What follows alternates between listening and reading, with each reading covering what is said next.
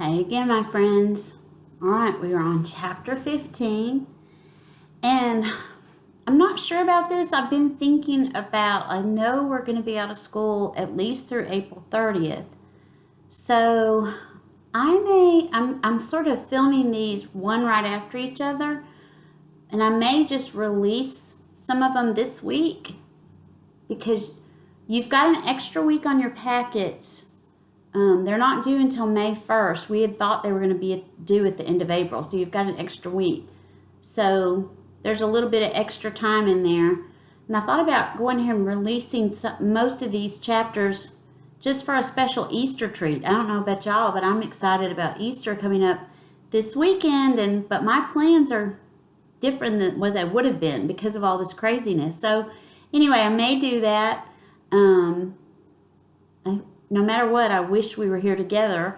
But even if we finish the book and then come back to school for a little bit in May, which I have no idea if that's going to happen, it'll be okay because our year is different no matter what we do already, right? It's already different. But that's okay. We're going to go with the flow. So we're on chapter 15, and the last chapter we had the shock of the White Witch killing Aslan. We've done a lot of comparing and contrasting while we've read these two books. We've compared and contrasted during the first book the difference between the White Witch and Uncle Andrew as opposed to Diggory and Polly. There's a difference there. And so then the things that are alike are the sort of the characteristics of Uncle Andrew and the White Witch.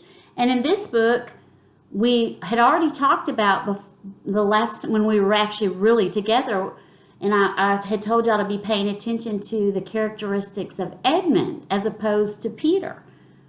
So Edmund seemed to have had a little bit more of that same character of like an Uncle Andrew.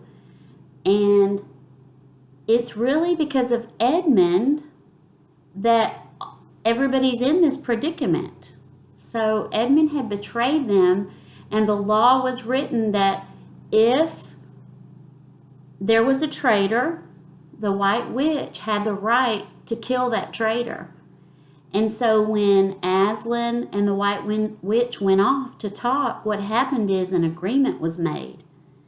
And Aslan took Edmund's place.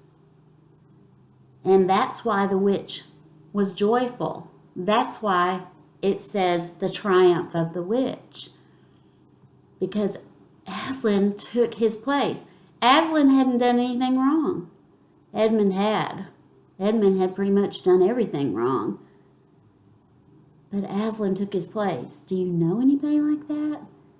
Who would, for you, if you're the one who had done everything wrong and you deserve punishment, take your place and take the punishment for you? Think about that as we read chapter 15. Deep magic from before the dawn of time. And so here's some of the words you'll hear. Skirl, this is a great word. S-K-I-R-L. Rhymes with girl. Skirl. And that means a high, shrill, screaming sound, like a very, very high sound. Vile, that means evil. Incantation, that's like a magic spell. Mount is an animal used for riding. So if I were to say, okay, get on your mount, we gotta go, hop on your horse to go. So it's not always a horse, but it would be an animal used for riding. Battlements, the walls along the top of a castle that protect soldiers in battle. Okay, so the very, very top of the castle. All right. Think about comparing and contrasting as we read, just like we have in those other books. Even, in fact, let me go back. I'm back to that picture of the White Witch and Aslan. What a contrast, right? So totally different. And that was the last picture we had looked at. That's our shocker, that Aslan is dead. But we're going to pick up there. Let me find my place marker. What did I do with it? This is just like I'm in class, isn't it? Let me use this other one. Okay. Chapter 15. Deeper Magic from the Dawn of Time. While the two girls still crouched in the bushes with their hands over their faces, they heard the voice of the witch calling out, "Now follow me all, and we will set about what remains of this war. It will not take us long to crush the human vermin and the traitors now that that great fool, that great cat, lies dead." At this moment, the children were for a few seconds in very great danger, for with wild cries and a noise of skirling pipes and shrill horns blowing, all of that vile rabble came sweeping off the hilltop and down the slope right past their hiding place. They felt the specters go by them like a cold wind, and they felt the ground shake beneath them under the galloping feet of the minotaurs. And overhead there went a flurry of foul wings and a blackness of vultures and giant bats. At any other time they would have trembled with fear. But now the sadness and shame and horror of Aslan's death so filled their minds that they hardly thought of it. As soon as the wood was silent again, Susan and Lucy crept out onto the open hilltop. The moon was getting low and thin clouds were passing across her, but still they could see the shape of the lion lying dead in his bonds. And down they both knelt in the wet grass and kissed his cold face and stroked his beautiful fur, what was left of it, and cried till they could cry no more. And then they looked at each other and held each other's hands for mere loneliness and cried again, and then again were silent. At last, Lucy said, "I can't bear to look at that horrible muzzle. I wonder if we could take it off." So they tried, and after a lot of working at it, for their fingers were cold and it was now the darkest part of the night, they succeeded. And when they saw his face without it, they burst out crying again and kissed it and wiped away the blood and the foam as best they could. And it was all more lonely and hopeless and horrid than I know how to describe. "I wonder, could we untie him as well?" said Susan presently. But the enemies, out of pure spitefulness, had drawn the cords so tight that the girls could make nothing of the knots. I hope no one who reads this book has been quite as miserable as Susan and Lucy were that night. But if you have been, if you've been up all night and cried till you have no more tears left in you, you will know that there comes in the end a sort of quietness. You feel as if nothing is ever going to happen again. At any rate, that was how it felt to these two.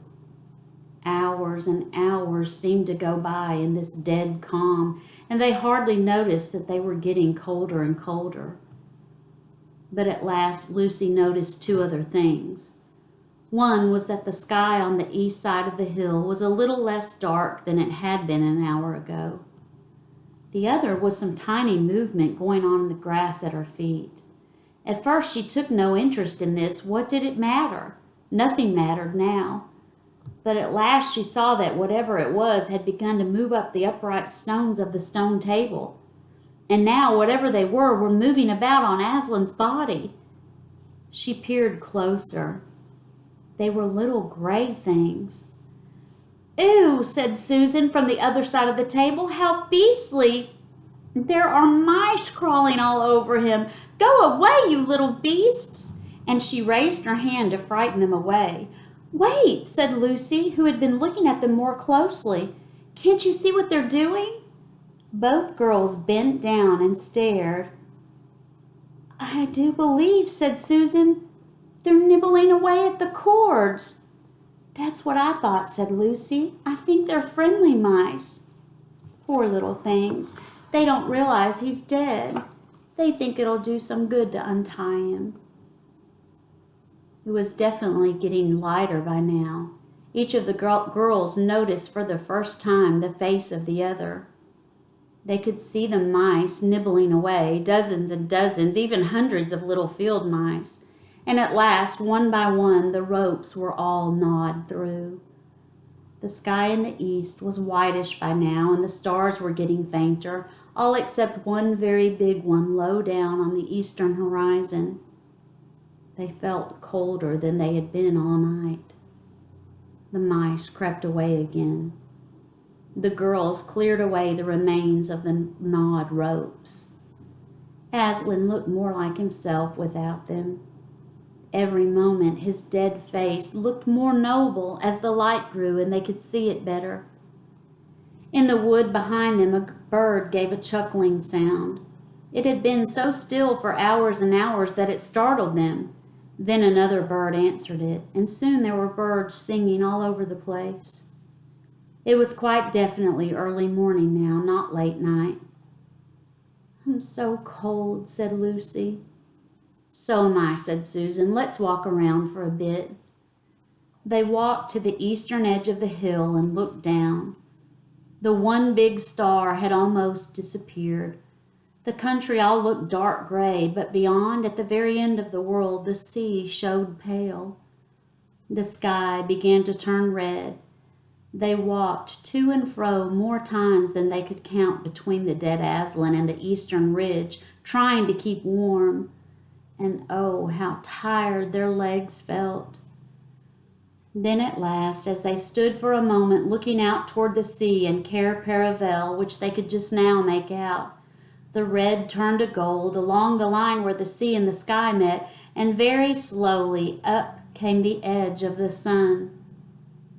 At that moment, they heard from behind them a loud noise, a great cracking, deafening noise, as if a giant had broken a giant's plate.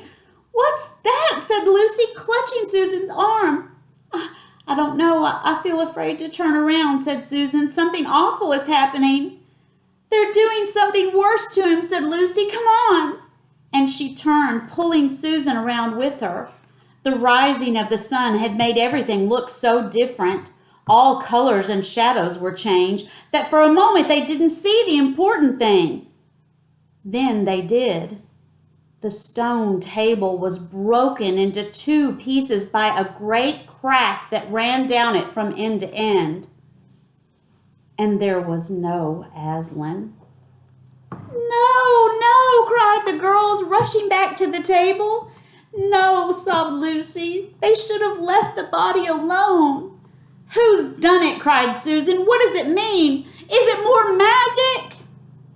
Yes, said a great voice behind their backs. It is more magic.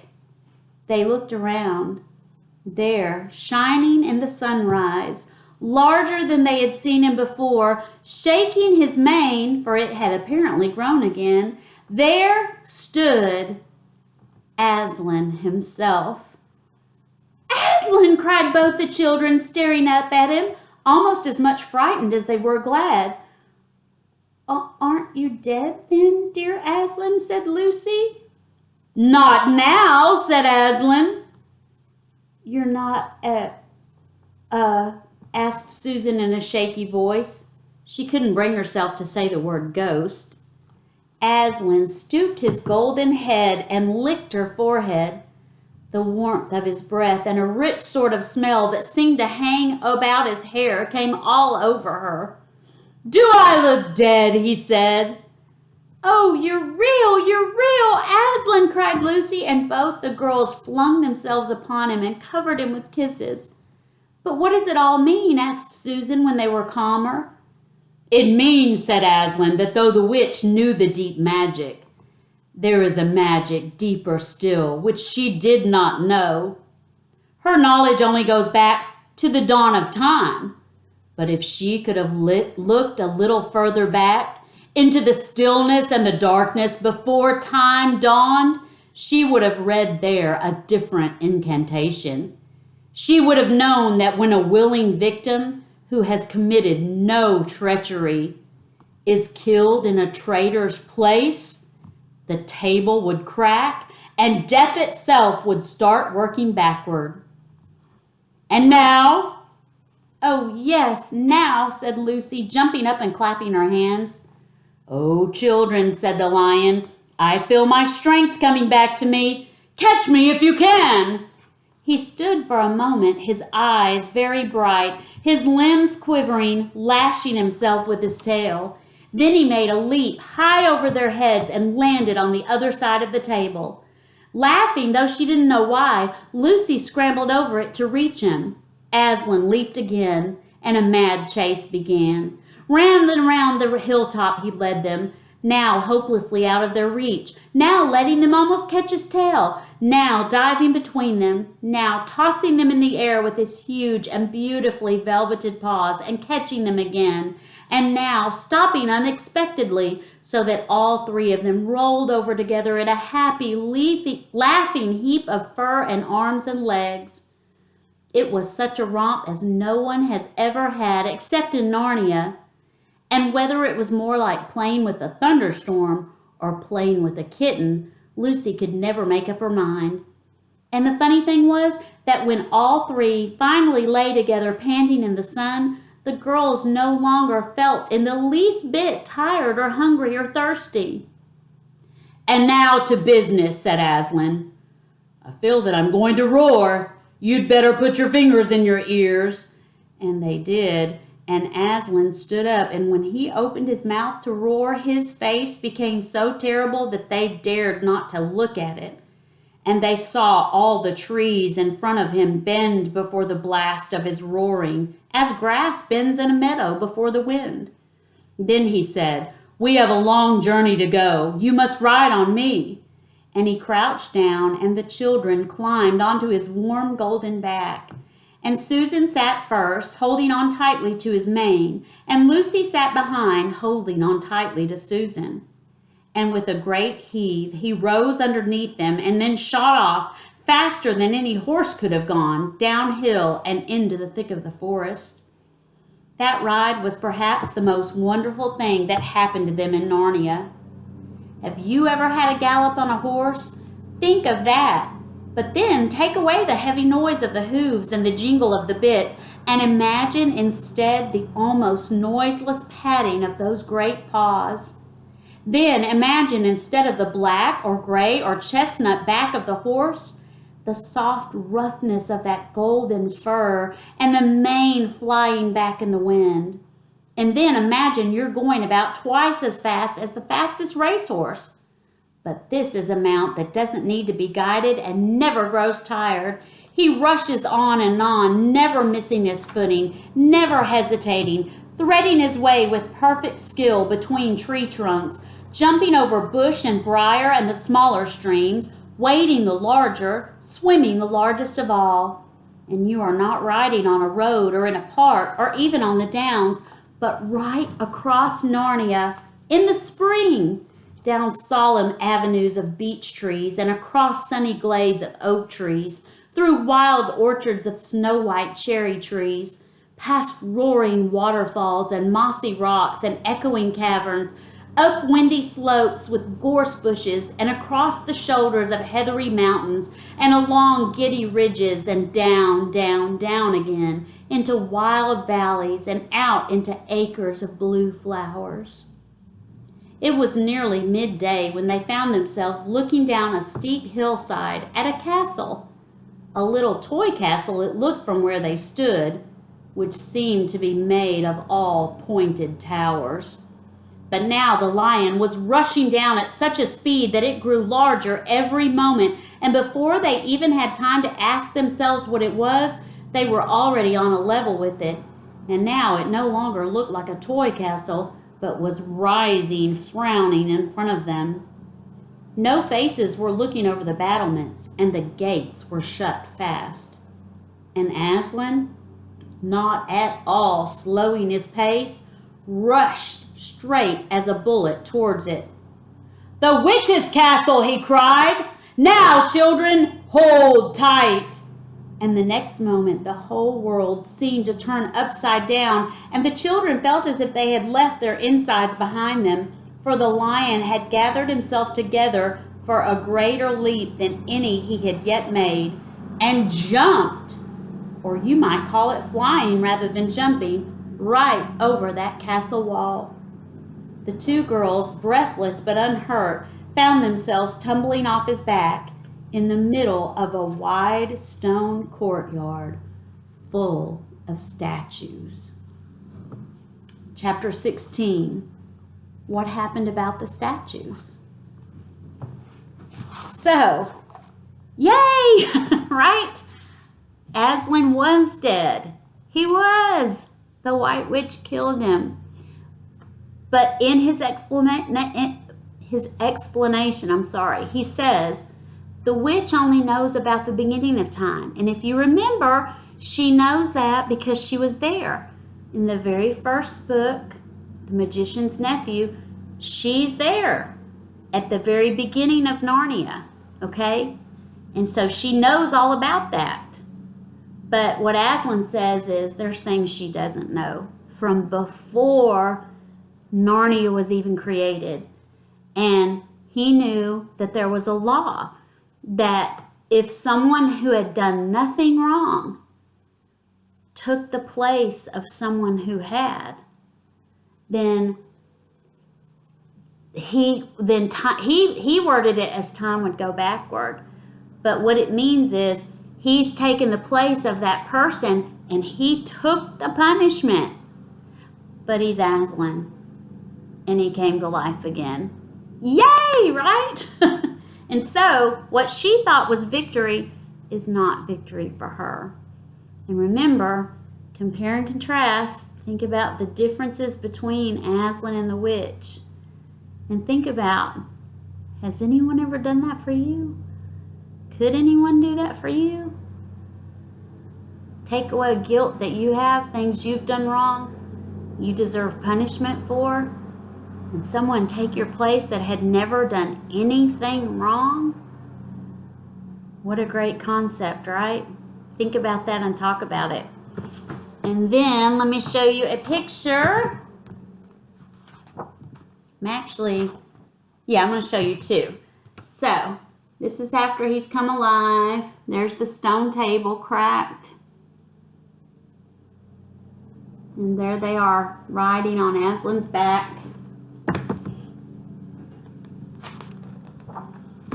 And this is them jumping over that castle wall.